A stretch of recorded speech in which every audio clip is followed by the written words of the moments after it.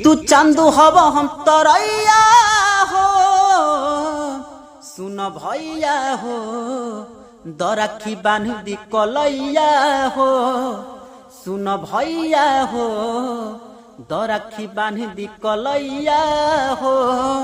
देखिए दोस्तों, ये रक्षाबंधन का गीत है। फुल एंड फ्री सॉन्ग कोई भी सिंगरी से गा सकता है, बिल्कुल फुल एंड फ्री सॉन्ग कोई भी सिंगरी से गा सकता है। पुराने ट्रैक पे ट्रैक का नाम है कि सुन सैया हो सुताल तनी कोरा में। और इसी तरह आप सबके लिए रक्षाबंधन का गीत फुल एंड फ्री सॉन्ग लेकर आए, जो कि कोई भी सिंगरी से गा सकते हैं। सॉन्ग अच्छा लगे तो लाइक कीजिए और शेयर कीजिए, और किसी भाई को पर्सनली स्वामी चाहते स्क्रीन पर नंबर पे कॉल करके पर्सनल स्वामी आप ले सकते हैं।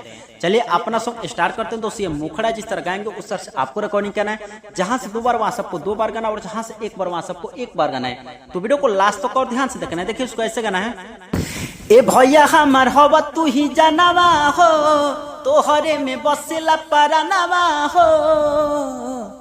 ए भैया हमार तू ही हवा जानवा हो, तोहरे में बसेला परानवा हो।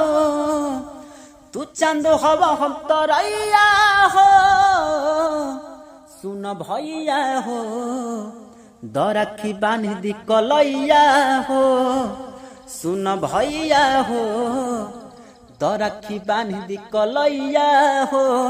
दोस्तों, ये था मुखड़ा जिस तरह गाएं उस तरह से आपको रिकॉर्डिंग करना है। जहां से 2 बार वहां सबको 2 बार करना है।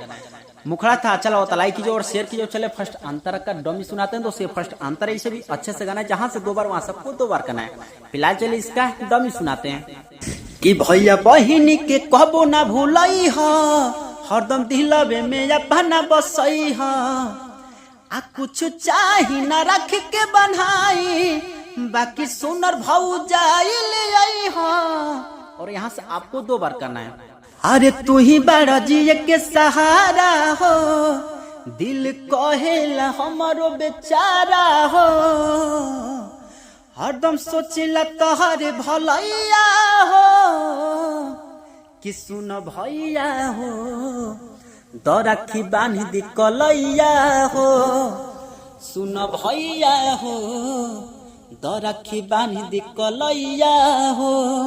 दोस्तों, ये था फर्स्ट अंतर। अच्छा लगा तो लाइक कीजिए और शेयर कीजिए। और चले लास्ट अंतर का डोमी सुनाते हैं। दोस्तों, लास्ट अंतर इसी में आपको सिंगर का राइटर का नाम डालना है। कोई भी सिंगर इसे गा सकता है। बाकी चले इसका डोमी सुनाते हैं कि सुन परबे सुरीला भैया, चाहे हम के ना ये कहूँ रुपैया, बस हमारा के प्यार अपन दी हो, आही ससुरा में अपना गैया।